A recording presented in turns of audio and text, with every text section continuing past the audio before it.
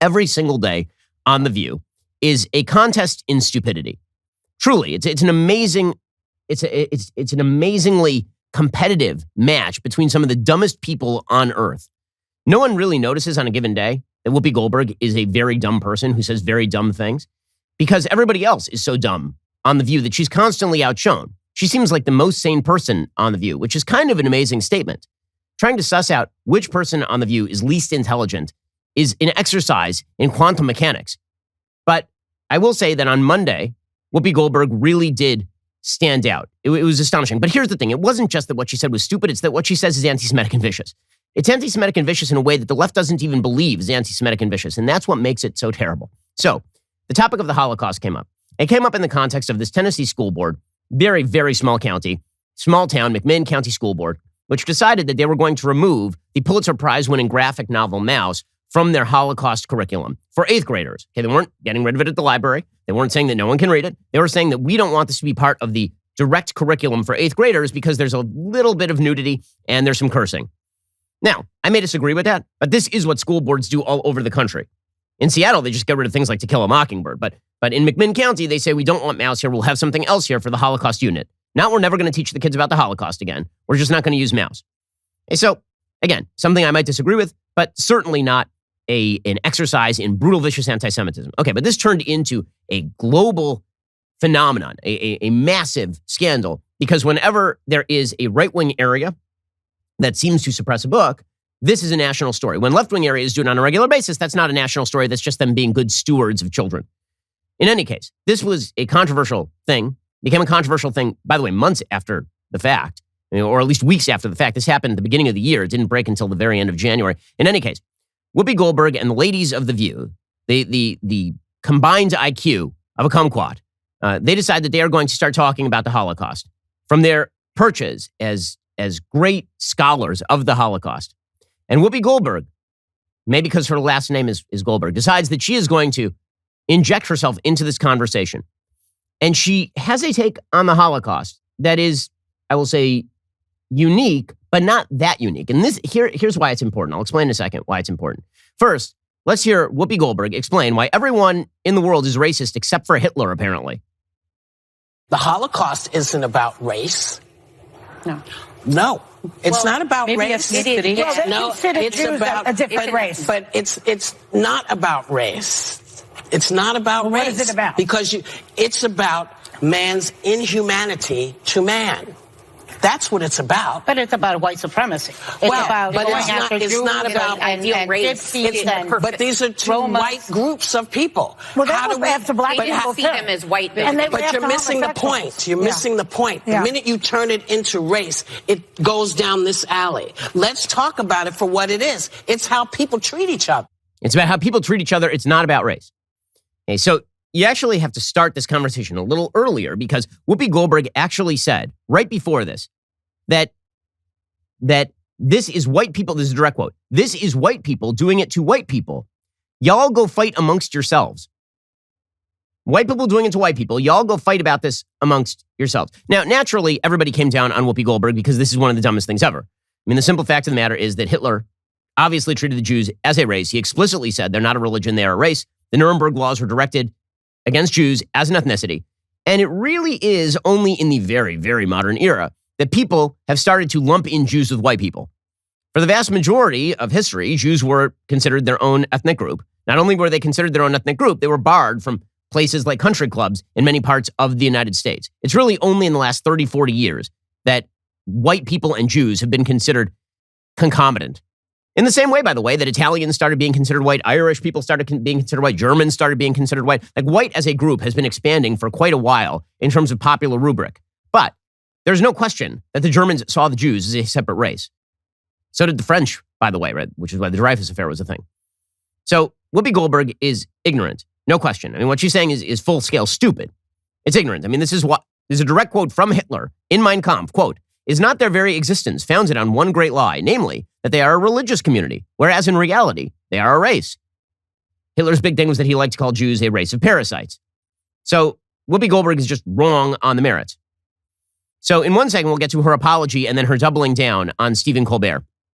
But what I really want to get into is why this matters, because it actually does matter quite an awful lot. It goes to the heart of what the left thinks about race and systems of power. And it's really dangerous. It actually foments anti-Semitism. It forwards anti-Semitism. Whoopi Goldberg gets hit with a wave of "you're an idiot" tweets. And then she quasi backs down. So what she does is she cites Jonathan Greenblatt from the Anti-Defamation League, because she puts out a statement and says, quote, "On today's show, I said the Holocaust is not about race, but about man's inhumanity to man. I should have said it is about both. As Jonathan Greenblatt from the Anti-Defamation League shared, the Holocaust was about the Nazis' systematic annihilation of the Jewish people who they deemed to be an inferior race. I stand corrected. The Jewish people around the world have always had my support, and that will never waver. I'm sorry for the hurt I have caused. Written with my sincerest apologies, Whoopi Goldberg."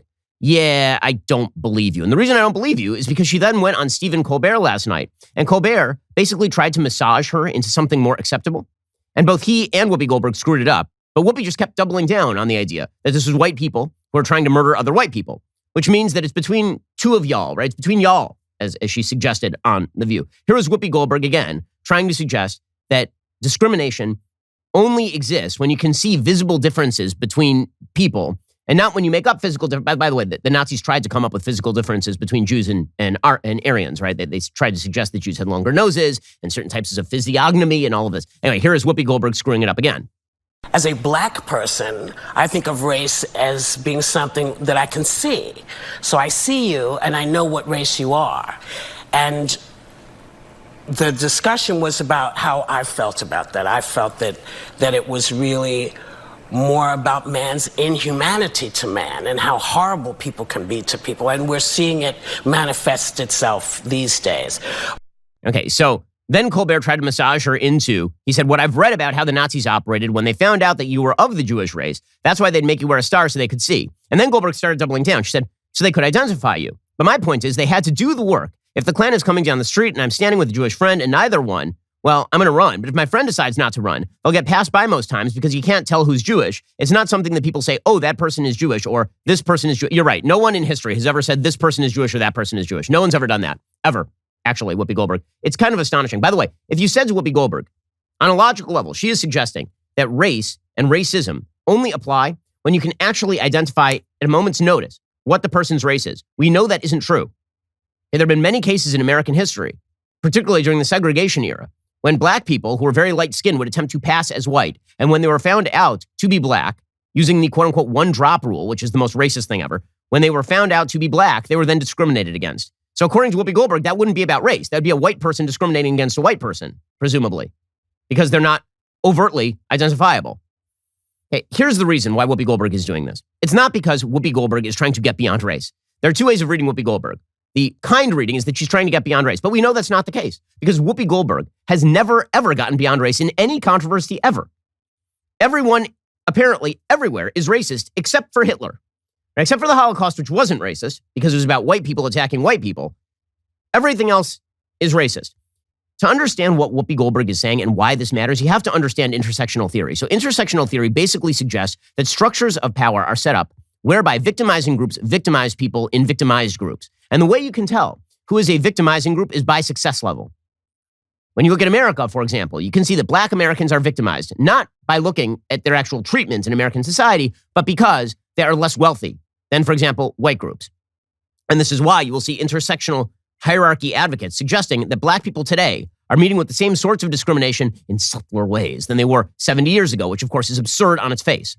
In fact, the only legal discrimination allowed in the United States right now is discrimination in favor of black candidates, as Joe Biden is proving with his Supreme Court pick. In any case, the basic notion that systems of power undergird all of success and failure, and therefore that the white success in America right now is due to white supremacy, and black lack of success on a group level is due to white supremacy, right? This is the intersectional theory. This is what's promoted by Kimberly Crenshaw. This is what's promoted by Ibram X. Kendi. It's nonsense. It's nonsense because it fails to treat people as individuals. And then it goes even further. It suggests that the systems of power that have been set up by white people in the United States are systems that value things like promptness, timeliness, personal responsibility. And these are racial constructs. These are societal constructs made up by white people to benefit white people.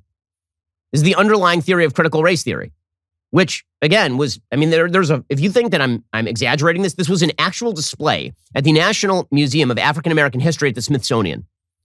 It was a whole display about white ideas, and those white ideas included things like personal responsibility and timeliness. It was insane. Super racist, right? David Duke agreed with every word. Okay, but this is the intersectional theory. And according to the intersectional theorists, Jews are white because Jews are successful. This is why Asians are now becoming white adjacent. This is how intersectional theorists term Asians today. Asian American groups that are disproportionately successful would blow up the entire intersectional matrix. Because again, the intersectional matrix is based on the idea that white people constructed systems to benefit white people. That they are subtly and innately racist because the systems benefit the whites. The problem is the highest earning income groups in the United States are groups like Indian Americans and Asian Americans, Korean Americans, Nigerian Americans. And so it's very difficult to make the case that America is a white supremacist society when the highest earning groups in America are not white. And so what the intersectional theorists do instead is they say that these groups are now white adjacent. This first started being applied with regard to Jews. So the idea was that when Jews became financially successful, they were now white. And if you are on that intersectional hierarchy, if you rank near the top in terms of your victimizing status, this means you can no longer be victimized. Jews can no longer be victimized. You understand? The only way Jews can ever be victimized is if they are victimized by somebody higher on the intersectional hierarchy. White people, right? So if there's white supremacists and they murder Jews at Tree of Life, then you can talk about anti-Semitism. However, if Ilhan Omar, who is of Arab extraction, if Ilhan Omar from Somalia or Rashida Tlaib, who is Palestinian, if either of them spout open anti-Semitism, that's not anti-Semitism because both of them are lower on the intersectional hierarchy in terms of power dynamics. And this has been fomented by full organizations on the left, including now the Anti-Defamation League, which has been completely hijacked by the left. The Anti-Defamation League used to be about fighting anti-Semitism. That's what it was. Now it's just about promoting wild left causes under the guise of fighting anti-Semitism. Absurdly enough, they literally redefined racism. The term racism they'd redefined in order to meet with the approval of radical left intersectional theory jackasses. In June of 2020, the Anti-Defamation League defined racism like this. This is how they defined racism. Quote, racism is the belief that a particular race is superior or inferior to another, that a person's social and moral traits are predetermined by his or her inborn biological characteristics. Racial separatism is the belief, most of the time based on racism, that different races should remain segregated and apart from one another. Okay, then, after the Black Lives Matter movement, they literally went in and redefined the term racism. Here's what racism now means, according to the Anti-Defamation League. This, by the way, is why Whoopi Goldberg is quoting the Anti-Defamation League, because they mirror her general viewpoint on the world. Here is how the ADL now defines racism. Quote, the marginalization and or oppression of people of color based on a societally constructed racial hierarchy that privileges white people. You see, it's no longer racism. There's no racism against white people. There's no racism against people who are higher on the intersectional power pyramid. There can't be racism from blacks toward Asians. There can't be racism from Asians toward white people. There can't be any sort of racism from minorities toward Jews. Because if minorities victimize Jews, well, Jews are white.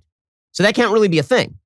This is why the left will constantly justify anti-Semitic acts or ignore them, as long as they are coming from, say, black Hebrew Israelites in New Jersey attempting to murder Jews, or black people on the streets of Williamsburg beating the hell out of Jews on the street. Right? All of those crimes get completely ignored because they don't fall within the purview of the left's definition of intersectional racism.